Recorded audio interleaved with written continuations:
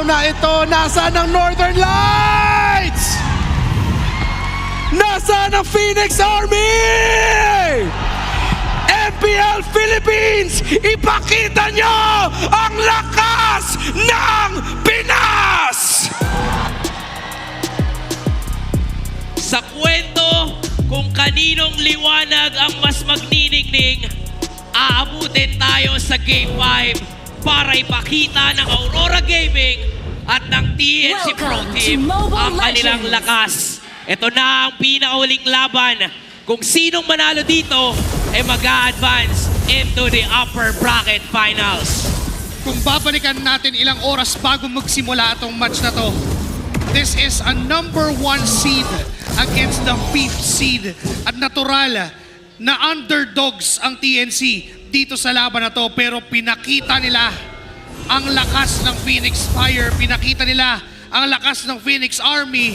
At ngayon nasa kahuli-huling laban tayo. Umabot sa puntong 0 parehas ang counter index. Patunay lang na walang nakakalamang. 50-50 na lang. Pindutan na naman. Mukhang magiging mainit na naman ang laban na ito. Katulad kanina na first 1 minute, 2 minutes ng laban, meron na agad nagkakapatayan. Pero ngayon, titignan natin kung ganun din ba ang magiging kwento dito para sa huling laban ng sering ito.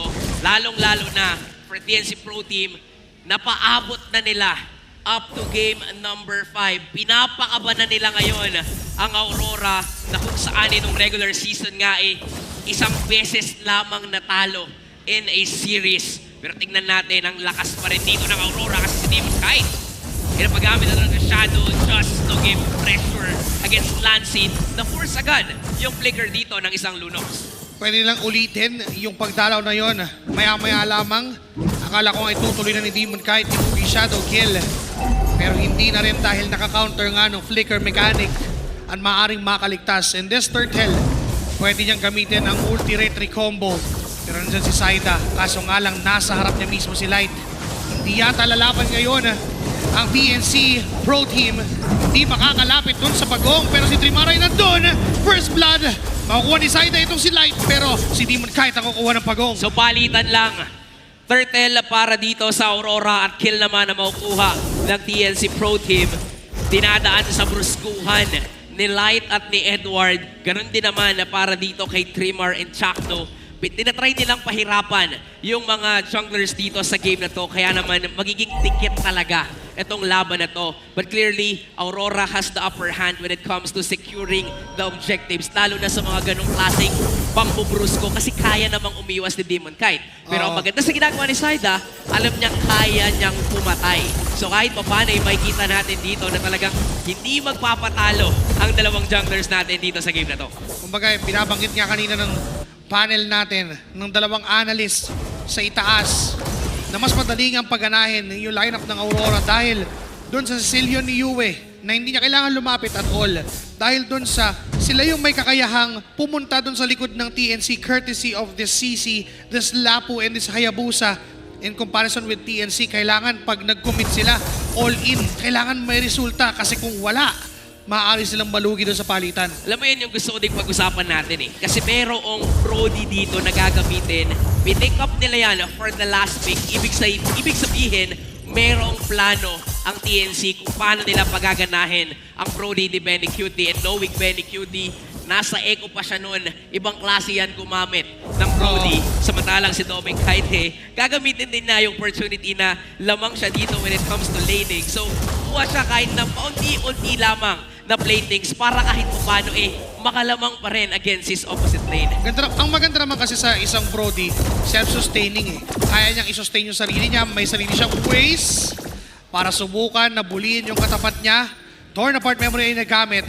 Pero hindi naman enough yun para patayin itong si Doming Kite. And yung sinasabi natin, hindi siya kailangang problemahin ng TNC at all. Grabe din yung laban na to, no? Kung gaano kainit at gaano kagulo yung kanina. Ngayon masyadong kalmado. At tila ba, they're calculating every moves na pwede nilang gawin dito sa laban na to. Pero si Edward, sumilip na gamit pa yung Bravest Fighter. Hinahanap kung nasaan si Saida. Pero hindi na makakalapit pa ang TNC, and with that, Aurora ang makakasecure ng second turtle ng laro ito. Kaya kahit papaano sila mismo yung pwedeng mag-control ng early game na to. For TNC, medyo delikado yung ganitong tagpo na sinusubukan nilang pabagalin ang tagpo ng laban. This is Sicilian para dito kay Yue. So kung magtutuloy-tuloy na ganito yung tempo at binibigay lang nila lahat para sa Aurora, bibilis lang yung scaling ng Sicilian, bibilis lang yung pagkakuha niya ng items. Storm of Ruins, pasok si Trimar doon sa gitna. Nalatag na yung Glorious Pathway mula kay Light, pati Revitalize. Ngayon si Chakno ay low HP, pero wala pa rin mamamatay. Even Edward goes in. Aatras naman si Trimar. Sa dami ng binatong skills, wala pa rin casualty for both teams. Ganon ka-calculated yung mga ginagawa nila dito. Even si Yue, nung pumasok si Trimar, ang bilis ng kamay niya. Ang bilis ng daliri niyang gamitin ng flicker. So nakikita natin na nagiging maingat talaga sila. Pero for Aurora, ang nagiging target na nila ngayon, ang pag yung si Benny and si Edward nag-flicker in pa nga doon just to secure the turret. Magkakapul ngayon ang Phoenix Army. Tumama yung mountain siya kay Edward at tutumba doon sa damage ni Saida. And even if Benny Q, the light also is gonna go down to the hands of TNC. 3-0 for the kill score. Nakakakuha ng objectives ang Aurora pero bumabawi sa kills ang TNC. Inyo na yung Torre, basta may dalawa kaming kills na makukuha. At makakakuha pa nga ng Torre si Benny Cutie ngayon.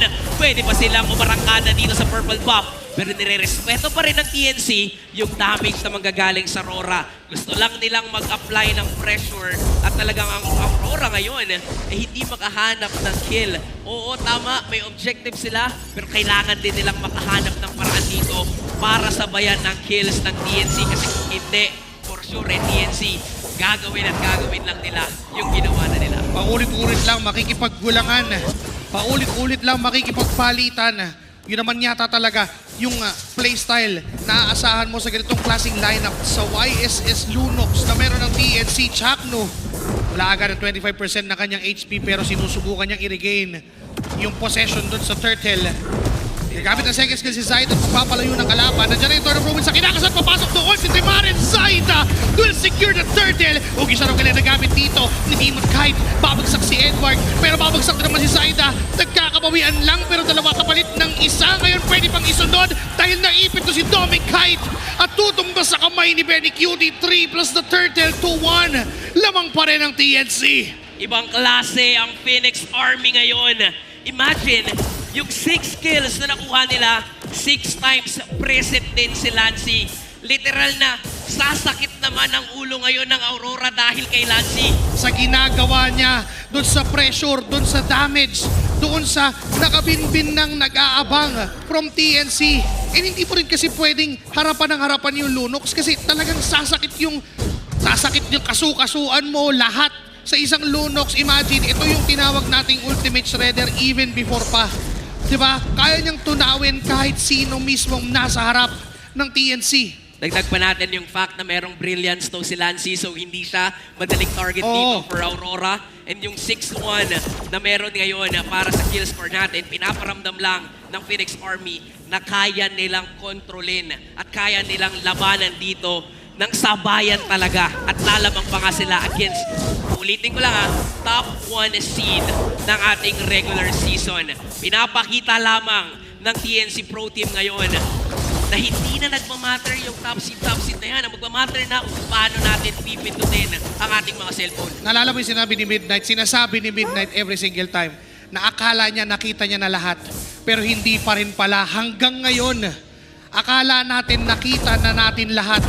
Pero sinong mag-aakala na tinutulak ng 5th seed, ang top 1 seed, doon sa bangin? Sila pa nga ang nakakalamang ngayon at sila pa ang pumipilit doon sa mga teamfight. Sila pa yung mas maangas at mas matikas. Nalaban yata sila dito sa gitna pero mayroong ng Lord. Kaya maging maingat pa rin ang dalawang teams natin dito. But clearly, kung aabot sa late game ang laban, doon naman magkakaroon ng advantage ang Aurora. Nandiyan na si Yue na kung saan baka mahirapan din ang TNC abutin at habulin si Yue sa backline. So kailangan nilang i-maximize tong lead na meron sila. Pwedeng dito sa Lord, lalong-lalo na parang lamang sila dito sa bilang, ay hindi, sasabayan lang pala din sila sa bilang Oo. ng Aurora. Alam din ng Aurora na kaya din naman nilang labanan to ng sabayan. Nakahanda ang dalawang kupunan. Makapigil hiningang sayaw ang ginagawa nila dito sa Lord. Lahat ay nagpipigil ng reaksyon, nag-aabang. Kung sino nga bang makakakuha talaga ng possession for this Lord dahil binitawan na ng parehas na teams yung Lord. Gagawa na naman sila ng ibang plano sa mapa. Si Zaida babalik na naman dun sa dead lane. 3 game na nating nakikitang ginagawa na yan. Basta naka-Yison Shade si Zaida, iaangat niya yung lane sa itaas. Papanain lang ng ganun, pero nag-react si Demon Knight. So alam niya Oo. na malaking bagay yung ginagawa ni Zaida. Nagkakaroon ng effect yun, especially sa mga latter portions na ng laban. Kung babalikan natin yung mga pangyayari ng mga nakaraang games, ganito rin na pinapatagal ng TNC lagi yung Lord. Sinusubukan nila lagi na kontrolin yung long lane. And nagsa-stack up yun for TNC. Kapag gusto na nilang kunin yung Lord, lamang pa sila dun sa long lane. And this time, nag-react na yung Aurora. Gumawa na sila ng paraan para di na maulit yon. Pero si Tremar ay may magandang pwesto. Mukhang i-burst down yung Lord. Naghahanda naman ang TNC na sumabay. Binitawan na naman yung Lord. At muli na namang gagawa ng play sa ibang pwesto sa mapa. Naglolokohan lang sila kung sino nga hawak ng Lord. Ayaw naman talaga nilang kunin yan. Ang gusto nila, humanap ng paraan para makakita ng pwedeng laban. Wait out na naman para sa Lord. Pero naalala nyo kanina, may ginawa ang TNC na hindi nila pinatagal na kunin yung Lord. Pinilisan nila. Kaso lang, kumpleto ngayon dito ang Aurora, pero sumisilip na si Shakno. Tinatry niya ng umamba against the members of Aurora Gaming. Pero unfortunately, hindi nila itutuloy yung laban kasi nga naman, crucial talaga itong Lord na to. Sa taas na bahagi ng mapa, lamang ang minions dito ng Aurora Gaming. Pwedeng may mag-react na TNC, pero baka yun ulit yung go signal ng Aurora para kunin yung Lord. So nagiging maingat lang din ngayon ang TNC Pro Team since nasa kanila ang lead. Talagang nagkakaambaan lang. Even si Dominic Zaida? kahit minamasahe niya na dito si Okay. Chakno para mapilitang umuwi ang mga miyembro ng Phoenix Army. Sasabihin ko pa lang sana, I was about to say na hindi na pupuntahan ni Zaida yung long lane at makikipag-contest na pero pumunta pa rin siya. Pumunta pa rin. Ngayon walang information ng Aurora. Teka, nasan ba yung Yison Shin? Nandun ba sa long lane? Kasi pag nagpakita siya pwede nang diretsuhin pero yung Lord ay sino-soft reset lang. 50% HP, 55. Now, hahawakan ni Demon Knight. Nakita na si Zaida kung nasaan. Maaaring gumawa ng play. Ang Tinutuloy Aurora, tinutuloy at pina-first down. Ugi Shadow, kill na retry kay Demon Knight. Mapupunta ngayon, lalaban na lang ang Phoenix Army. Nagkatali-tali, nagkaipit-ipit. Si Trimar yung tumumpas sa kamay ng Aurora. Ngayon si Dominic Knight sa likod. Siya pa yung maiipit. Dito mama yung Mountain Shocker mula dito kay Zaida. Pero tinamaan siya ng stun na magmumula Si kay Chakno sa Edward, likod. kay Light. Pero sa likod ay si Chakno. Manggugulo na lamang. Papapatay pa si Demon Knight. No sir, at buhay. Buhay din naman si Chakno. Pero doon sa kabilang likod, si Si Yue Lancy. ang nakakuha ng kill against kay Lancy ngayon lamang. Ang Aurora, 4 men down and a possession for the Lord. Mag-isa na lang si Chakno dito at hindi pa pinapauwi ni Dominic Knight. Kinakite niya pa si Chakno and that is gonna be a wipeout na masesecure ng Northern Lights. May kasama pa silang Lord. Mabubuhay din naman ang mga miyembro ng Phoenix Army. Ang kaso lang, aabot pa sila o magdiningning na ang liwanag ng Aurora. Buhay si Zaida, buhay si Ben, buhay si Lancy in 2 seconds. Pero kumpleto ang Aurora na kumakatok sa base mismo ng TNC. Ngayon si Trimar ang sinunod, tsaka buhay lang niya rin papatayin ulit.